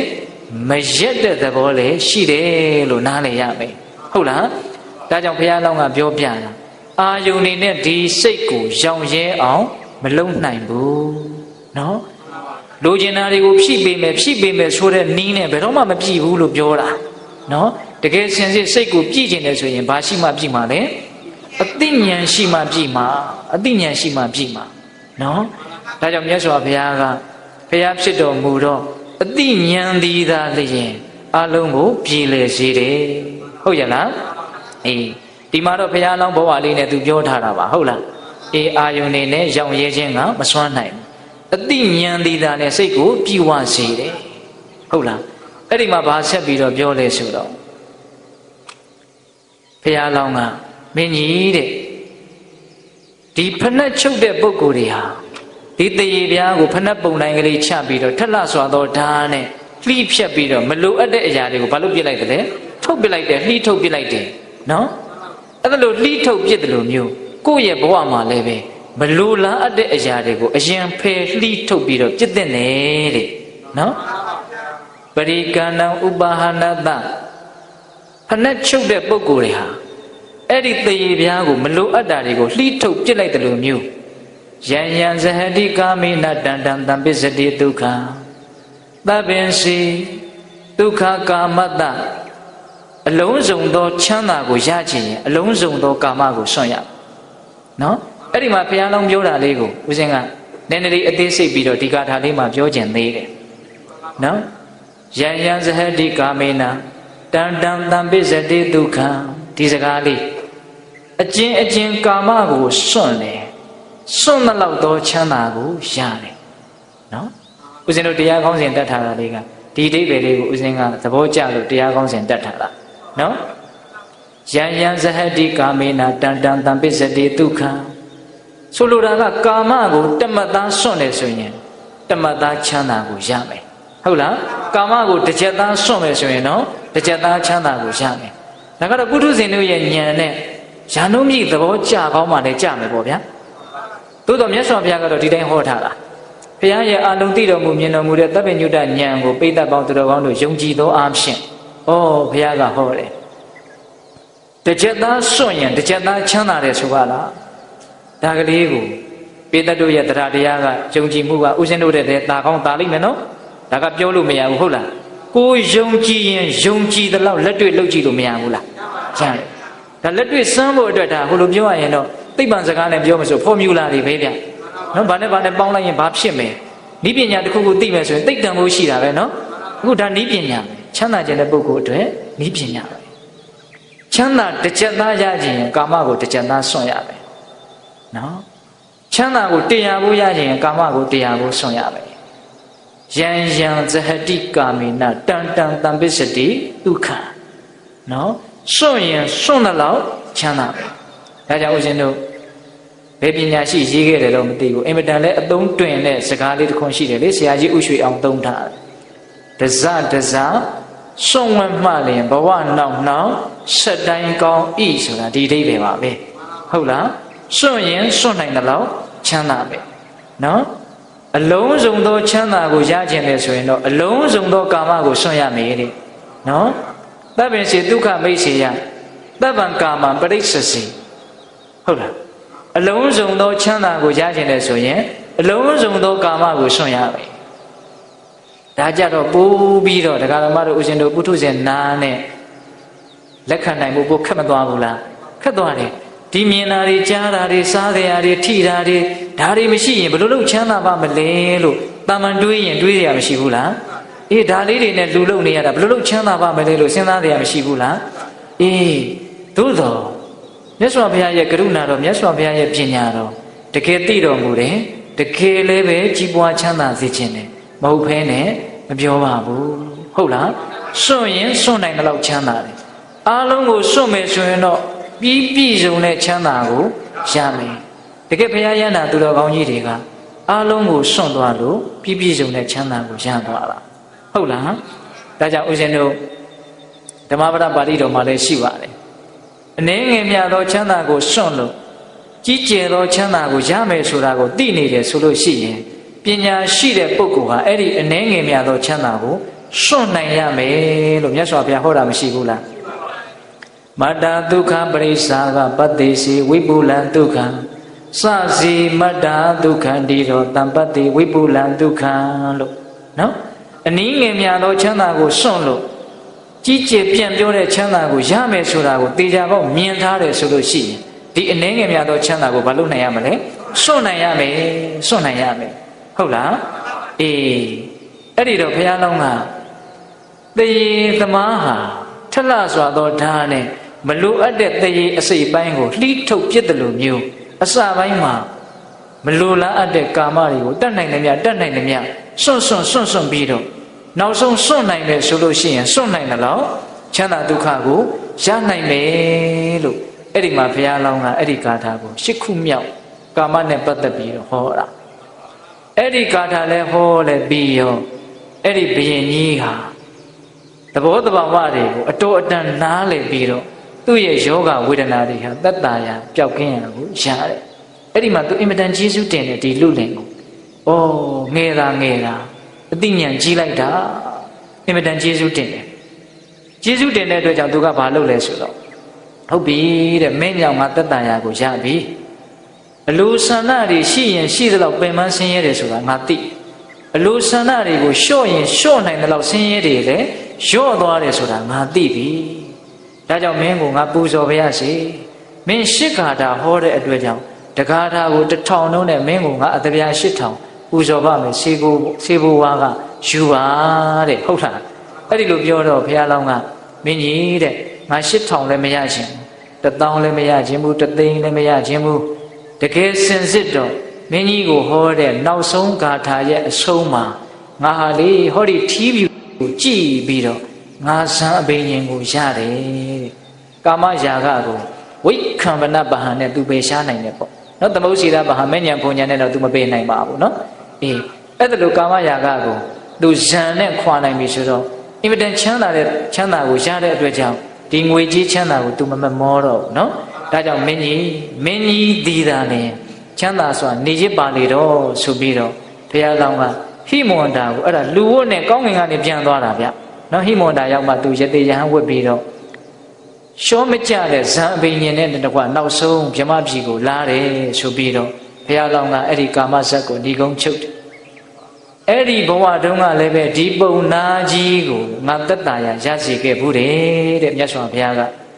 အဲ့ဒီရှင်မင်းကြီးဒီပင်နဲ့ဒီပုံနာဖြစ်လာတာဟုတ်လားအဲ့ဒီတော့ဘေးသက်ပေါင်းသူတော်ကောင်းတို့ကိုဦးဇင်းတို့ကဒီကနေ့ညအလိုဆန္ဒရဲ့သဘောတွေကိုလိုက်ရင်းနဲ့ဒကာတော်မတို့ဦးဇင်းတို့လူသားတွေဟာတဖြည်းဖြည်းနဲ့စိတ်ဓာတ်တွေဟာကြမ်းထမ်းလာတယ်ဟုတ်လားတဖြည်းဖြည်းနဲ့စိတ်ဓာတ်တွေဟာညှဉ်းနှွမ်းလာတယ်တဖြည်းဖြည်းနဲ့စိတ်ဓာတ်တွေအောက်တန်းကျလာတယ်လောကကြီးမှာလူချင်းစရာတွေကလည်းများလိုက်တာပေါ်မှပေါ်ဟုတ်လားအဲ့ဒီလူချင်းစရာတွေပေါ်တိုင်းရခြင်းတဲ့စိတ်တွေကလည်းအများကြီးဖြစ်ဟုတ်လားအဲ့ဒီမှာလောဘတွေကတဖြည်းဖြည်းနဲ့ကြီးလာပြီးတော့အဲ့ဒီလောဘကိုတရားနဲ့မထိန်ချုပ်နိုင်တော့မတရားမှုတွေမမျှတမှုတွေဖြစ်မလာဘူးလားဖြစ်လာတယ်မတရားမှုတွေမမျှတမှုတွေကနေတစ်ချက်တူကိုတူနှိပ်စက်တာတွေညှင်းဆဲတာတွေတပ်ဖြတ်တာတွေကုံပြောရရင်လောကကြီးမှာစူပွက်နေသမျှအရာအလုံးတို့သည်အလိုဆန္ဒရဲ့ကြေးကျွန်တွေဖြစ်ကြတဲ့အတွက်ကြောင့်အလိုဆန္ဒရဲ့သဘောတွေကိုလိုက်ရင်းနဲ့စူပွက်ကြတာဟုတ်လားဒါကြောင့်မြတ်စွာဘုရားကဦးဇင်းတို့ဏိဒန်းမှာဟောခဲ့တယ်နော်လုဒ္ဓောအဋ္ဌနာဇာနာတိလုဒ္ဓောဓမ္မနာပတ္တိ Anda damandada hoti yang lobo herati naram Ludo loba jido bogodi ada aju ajam asukango nasa nadi mati naimu Ludo loba jido bogodi dhamma turahong dia go napatati mamyen naimu Sung sung ne bya Lu phit pa le ke ne turahong dia go myen kwin shi pa le ke ne Loba ji ga shi ga ne ka si tha lo edi poggo ma turahong dia go မြင်ခွင့်မရရှာဘူးဟုတ်လားအေးလုံတော်အဋ္ဌာဏဇာနာတိလုံတော်ဓမ္မနပတ္တိအန္တဓမ္မတရာဟောတိယံလောဘောဟရတိနရံယရာအချင်းခါ၌ယန္တရာအချင်းတတ္တဝါကိုလောဘောလောဘတိတဟတိလွှမ်းမှုဖြီးစီနှိစ္စပေ၏တရားထိုကဲ့သို့လောဘလွှမ်းမှုဖြီးစီသောအခါ၌အန္တဓမ္မမိုက်တဲ့သဘောမှောင်တဲ့သဘောဖြစ်လာတော့တယ်ဒီတန်းတော့ကဥစဉ်ဒီကထားလေးမရုပ်ခဲ့ဘူးလားရုပ်ခဲ့တယ်အဲ့ဒီတော့လောကကြီးတစ်ခုလုံးအမိုက်အမှောင်တွေဖုံးပြီးတော့အကျိုးအကြောင်းအဆိုးအကောင်းနားမလဲပဲနဲ့ယုံမှမှုတွေရက်စက်မှုတွေအကြည်တန်မှုတွေအယုတ်ဆိုးမှုတွေဆင်းရဲမှုတွေအလုံးဖြစ်နေတာဒီဘာကြောင့်လဲလောဘကြောင့်ဟုတ်လားဒါကြောင့်ဥစဉ်တို့တရားဏိဒံတုံးကအကုသလမူလလို့ဆိုရတယ်လောဘဒေါသမောဟတရားတွေကြီးမားလာရင်ကြီးမားလာသလောက်လောကကြီးပျက်စီးခြင်းဘက်ကိုရှေ့ရှုနေတယ်ဟုတ်ရလားအေးအကုသလမူလကာရဏလောကောဝိနတတိတဲ့ဟုတ်လားအေးအကုသိုလ်အလုံးတို့ရဲ့အရင်အမြစ်ဖြစ်တဲ့လောဘဒေါသမောဟတရားတို့ကြောင့်မိမိအပါအဝင်လောကကြီးသည်ဆင်းရဲနေတယ်ပျက်စီးနေတယ်လို့နားလည်ပြီးတော့ဒီလောဘကိုမြတ်စွာဘုရားဆုံးမတဲ့ဤအတိုင်းတတိတရားဥရှိပြီးတော့ဉာဏ်တရားတွေဥရှိပြီးတော့လျှော့နိုင်ရင်လျှော့နိုင်တဲ့လောက်တတ်တာခွင့်ရပါတယ်ဆိုတာလေးကိုယုံကြည်တဲ့တရားတရားဥထိတ်ထားပြီးတော့ဒကာဓမ္မတို့ဥရှင်တို့သူတော်ကောင်းအပေါင်းတို့သည်လောဘတရားကိုနည်းနိုင်တယ်မြနည်းအောင်မကြိုးစားသင့်ဘူးလားကြိုးစားသင့်လေဘာနဲ့နည်းအောင်ကြိုးစားရမှာလဲဆိုတော့မဲခင်၈ပါးတတိပဋ္ဌာန်အကျင့်တရားတို့ဖြင့်အလိုဆန္ဒတွေကိုနည်းအောင်ကြိုးစားကြရမှာဟုတ်လားအေးမဲခင်၈ပါးတတိပဋ္ဌာန်အကျင့်တရားတွေဆိုတာဘာလဲဆိုတာဒီပိသက်ကြီးအလုံးသိပါတယ်ဦးဇင်းတို့အခြေမပြောပါဘူးเนาะအေးတကယ်စင်စစ်တရားကိုကြိုးစားတယ်လောဘကိုနည်းအောင်လုပ်တယ်ဆိုတာကိုယ်ဘဝကိုယ်ခန္ဓာရဲ့အကြောင်းကိုကိုယ်တိုင်သိအောင်ကြိုးစားတာပါပဲเนาะကိုယ်ခန္ဓာအကြောင်းကိုသိအောင်လုပ်တယ်ကိုယ်စိတ်အကြောင်းကိုသိအောင်လုပ်တယ်ကိုယ့်ရဲ့ခံစားချက်ကိုယ့်ရဲ့ပြုလုပ်မှုအဲ့လိုကိုယ့်ရဲ့သဘောတဘာဝကိုယ့်ဘဝကိုယ့်ခန္ဓာအကြောင်းတွေကိုကိုယ်တိုင်သိအောင်ကြိုးစားတော့ကိုယ်တိုင်သိမြင်နားလည်ပြီးတော့လောဘဖြစ်ရင်ဆင်းရဲတယ်လောဘနည်းရင်ချမ်းသာတယ်သူကိုယ်တိုင်သိတယ်ဟုတ်လားအေးလူချင်းတရားမမောစရာလောကမှာတကယ်စင်စစ်ဉာဏ်မျက်လုံးနဲ့ကြည့်မယ်ဆိုရင်ရှိတာမဟုတ်ဘူးလို့တဖြည်းဖြည်းနဲ့နားလည်ပြီးတော့အလိုဆန္ဒတွေဟာအသိဉာဏ်ကြီးရင်ကြီးသလောက်တစ်ဖက်ကနည်းနေမသွားဘူးလားအေးဦးစင်းထင်တယ်ဗျအသိဉာဏ်နဲ့အလိုဆန္ဒတွေဟာချိန်ဝင်ရဲ့တစ်ဖက်မှာရှိတဲ့အလေးတွေနဲ့တူတယ်လို့ထင်တာပဲနော်အသိဉာဏ်ကကြီးရင်လောဘကအပေါ်ကိုပေါ့ပြီးတော့တက်သွားမယ်အသိဉာဏ်ဒီဟူသောအလေးကိုနှုတ်လိုက်မယ်ဆိုရင်တော့လောဘကဟိုဘက်ကဇောက်ထိုးကြီးလာသွားလိမ့်မယ်ဟုတ်လား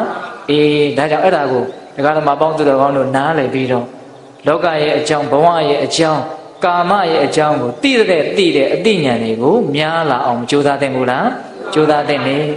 အသိဉာဏ်တွေများလာတာနဲ့အမျှလောဘတွေနည်းမသွားပြီဘူးလားနည်းသွားမယ်အသိဉာဏ်တွေမများဘူးဆိုရင်တော့လောဘတွေကစောစောကပြောခဲ့တယ်နော်နွားဥကြိုလို့တဖြည်းဖြည်းနဲ့ရှည်လာလိမ့်မယ်ဟုတ်ရဲ့လားအေးအဲ့ဒါလို့လောဘတွေကြီးလာပြီဆိုရင်တော့တေချာပေါက်ပစ္စုပန်တန်တရားနှစ်ဖြာသောဆင်းရဲကိုရပြီလို့ဘိဒ္ဓပေါင်းသူတော်ကောင်းတို့နားလေသဘောပေါက်ပြီးတော့လောဘဆိုတဲ့သဘောတရားကိုအသိဉာဏ်နဲ့လျှော့နိုင်ကြပါစေလို့ဦးဇင်းတို့ဆန္ဒပြုရင်းနဲ့စွန့်နိုင်သလောက်ချမ်းသာပြီဆိုတဲ့တရားကိုမေတ္တာပို့ပြီးတော့အဆုံးသတ်ကြရအောင်ဘဝတုသဗ္ဗမင်္ဂလရက္ခန္တုသဗ္ဗဒေဝတာသဗ္ဗဗုဒ္ဓ ानु ဘာဝေနတရာဒုက္ခိဘဝန္တုတိဘဝတုသဗ္ဗမင်္ဂလရက္ခန္တုသဗ္ဗဒေဝတာသဗ္ဗဓမ္မာ ानु ဘာဝေနတရာဒုက္ခိဘဝန္တုတိဘဝတုသဗ္ဗမင်္ဂလရက္ခန္တုသဗ္ဗဒေဝတာသဗ္ဗသံဃာ ानु ဘာဝေနတရာဒုက္ခိဘဝန္တုတိဘ တေတုံမာကတရားနာပိသပေါင်းတင်သူတော်ကောင်းတို့သာသာအလုံးသောတတ္တဝါအနန္တတို့အားသာဝမင်္ဂလာလောကီလောကုတ္တရာကောင်းဆိုသမျှမင်္ဂလာဝဝတိဘဝတုကောင်းစွာမသွေဖြစ်တော်မူကြပါစေတည်းသာဝတိဝဒမိမိတို့ခန္ဓာကိုယ်မှာစောင့်ကြနေကြကုန်သောနတ်မိမိတို့အိမ်မှာစောင့်ကြနေကြကုန်သောနတ်မိမိတို့သာသနာမိမိတို့ကဘာမှာစောင့်ကြနေကြကုန်သောနတ်မျက်နှာကောင်းတာအပေါင်းတို့ကလည်းပဲရက်ခန္တုကောင်းစွာမသွေစောင့်ရှောက်တော်မူနိုင်ကြပါစေတည်းသာဝဗုဒ္ဓလူဝဝိနာကင်းငါဝါလူသေးစုမကပွင့်တော်မူကြတဲ့သုစုတတာပါဘုရားရှင်ကိုယ်တော်မြတ်တို့ရဲ့တကုတေဇောအနုဘောတော်တို့ကြောင့်၎င်းသာဝဓမ္မနုဘဝေနမေလီရံဘူရိရနိဗ္ဗာန်ပရိယတိဟုဆိုသောစေတံတော်တရားတော်မြတ်တို့ရဲ့တကုတေဇောအနုဘောတော်တို့ကြောင့်၎င်းသာဝတံဃာနုဘဝေနမကထံလေးရောက်ပလထံလေးရောက်ဆိုသောရှင်ရောက်သောအရိယသံဃာရှင်မြတ်တို့နှင့်တကွာသီလဂုဏ်သမာဓိဂုဏ်ပညာဂုဏ်တို့နှင့်ပြည့်စုံတော်မူကြတဲ့သမုဒိသံဃာရှင်ကောင်းရှင်မြတ်ပေါင်းတို့ရဲ့တကုတေဇောအနုဘောတော်တို့ကြောင့်၎င်းတရားနိယောညပါဘေခမဆိုင်ချိန်ရှိတိုင်းဒုက္ခိကိုယ်စိတ်နှပြချမ်းသာချမ်းသာခြင်းရှိကြကုန်သည်ဘဝတုကောင်းစွာမသွေဖြစ်တော်မူကြပါစေတည်း